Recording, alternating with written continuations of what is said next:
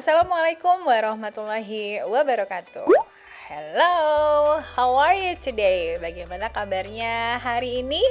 I hope we are all in a good condition. Mudah-mudahan kita selalu dalam keadaan sehat, luar biasa tentunya, dan tetap semangat.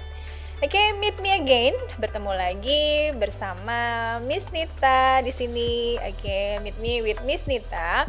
Nah, di video kali ini Miss Nita akan membahas tentang materi apa ya? Oke. Di sini Miss mau bahas materi tentang penggunaan dari have ya and has. Oke. Have and has. Have, has. Oke, sudah ada yang tahu digunakan untuk siapa saja nih have dan has? Oke, sebelum kita masuk ke penggunaan dari have dan has, Miss Nita mau mengulang sedikit ya materi tentang subject pronoun. Karena have dan has ini akan berhubungan dengan subject pronoun. Oke, apa itu subject pronoun? Subject pronoun itu adalah kata ganti pengganti orang. Misalnya, Miss Nita. Ya kan, Miss Nita kan perempuan nih, maka subjek pronoun yang digunakan untuk Miss Nita adalah she. Oke, that's good. Nah, lalu misalnya ada juga, misalnya kita pakai namanya Cristiano Ronaldo. Oke, kalau Cristiano Ronaldo kita ganti dengan subjek pronoun apa? Oke, kalau subjeknya pronounnya untuk Cristiano Ronaldo, berarti kita ganti dengan kata he. Oke, very good. Nah, di subject pronoun ini ada namanya singular person, ada juga namanya plural person. Kalau dia singular person, berarti dia satu orang saja. Oke, ada first person, ada second person, ada third person. Jadi ada orang pertama tunggal, orang kedua tunggal, dan orang ketiga tunggal. Bukan pemain bulu tangkis tunggal ya. Jadi di sini ada first person, second person, and third person. Nah, yang termasuk dalam first person, singular first person itu adalah subjek pronounnya I atau saya. Oke. Lalu second person of singular itu kata subjek pronounnya adalah you. Oke. Dan third person singular itu ada yang tadi Miss bilang she untuk perempuan, he untuk laki-laki, dan it untuk benda. It ini bisa dia living things, bisa dia benda hidup, atau juga bisa non-living things, atau juga benda yang tidak hidup. Oke. Nah, tadi ada singular, ada plural ya. Ada orang tunggal, ada orang yang lebih dari satu orang. Oke, kalau lebih dari satu orang itu kita punya kata you, we, dan they. Ya, you, we, dan they. Tadi kan you juga bisa dipakai untuk yang singular, tapi juga you bisa dipakai untuk yang plural. Oke, lalu they artinya mereka dan we artinya kami. Nah, jadi sudah jelaskan apa saja subjek pronoun itu, ada I, you, we, they, she, he, dan it. Nah, sekarang kita baru masuk deh ke materinya tentang have dan has. Have dan has itu dari sisi makna atau dari sisi artinya adalah mempunyai. Oke, nah sekarang kita ambil contohnya ya. Misalnya, Susan bla bla bla. Oke, Susan titik-titik a sport bike. Oke, Susan bla bla bla titik-titik a sport bike. Kira-kira kalau Susan itu kita isi dengan kata has atau dengan kata have ya? Oke, karena Susan orang ketiga tunggal, satu orang, maka kita gunakan kata has. Jadi untuk melengkapi kalimatnya menjadi Susan has a sport bike. Artinya Susan mempunyai satu sepeda olahraga. Oke, berikutnya. Complete this sentence. Lengkapi kalimat ini dengan menggunakan kata has dan have kembali. Tania, bla bla bla, a sport car. Tania, titik titik, a sport car. Mobil sport. Kira-kira jawabannya has atau have? Oke, karena Susan itu sama dengan she, maka kita pakai kata has. Jadi melengkapi kalimatnya menjadi Tania has a sport car. Oke, contoh berikutnya. Oke, kita lengkapi kembali ya. Di sini ada kalimatnya John bla bla bla a sport motorbike. John titik titik a sport motorbike. Kira-kira jawabannya has atau have? Oke, karena John itu laki-laki, maka subject pronounnya kita gunakan he. So, John has a sport motorbike. Oke, berikutnya kita lengkapi lagi ya. Oke, Teddy and Annie, bla bla bla, a dog. Oke, Teddy and Annie itu terdiri dari 2 orang.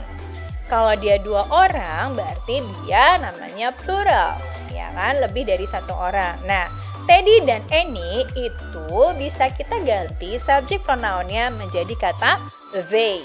Oke, jadi untuk melengkapi kalimatnya menjadi Teddy and Annie have a dog. Oke, next berikutnya. Kita lihat lagi contohnya di sini ada Ellie and I. Ellie dan saya. Nah, ketika ada kata I digabungkan dengan subjek yang lain, maka subjek pronounnya berubah menjadi we. So, Ellie and I itu subjek pronounnya menjadi we. Karena we, maka dia akan menggunakan have. So, Ellie and I bla bla bla a swimming pool. Oke, karena dia lebih dari 2 orang dan subjeknya we, maka kita menggunakan kata have. Oke, berikutnya. You, bla bla bla, a funny bear. Kira-kira jawabannya has atau have? Oke, that's good. Kalau dia you, berarti jawabannya have. You have a funny bear. Oke, jadi di sini sudah jelas ya, subjek pronoun apa saja yang menggunakan kata have dan kata has. Kalau subjek pronounnya she, he, dan it, menggunakan has. Sedangkan kalau subjek pronounnya I, you, we, they, dia menggunakan kata have. Jadi harus kalian ingat kalau subjek pronounnya she, he, it, dia menggunakan has. Sedangkan kalau subjek pronounnya I, you, we, they, dia menggunakan kata have. Nah, have dan has itu juga bisa kita rubah ke dalam bentuk kalimat positif dan kalimat negatif serta kalimat interrogatif. Jadi, ada kalimat positive sentence, ada kalimat namanya negative sentence, dan kalimat interrogative sentence, ya. Tadi, misal kita rubah. Kalimat positifnya adalah you have a funny bear. Kamu mempunyai beruang yang lucu.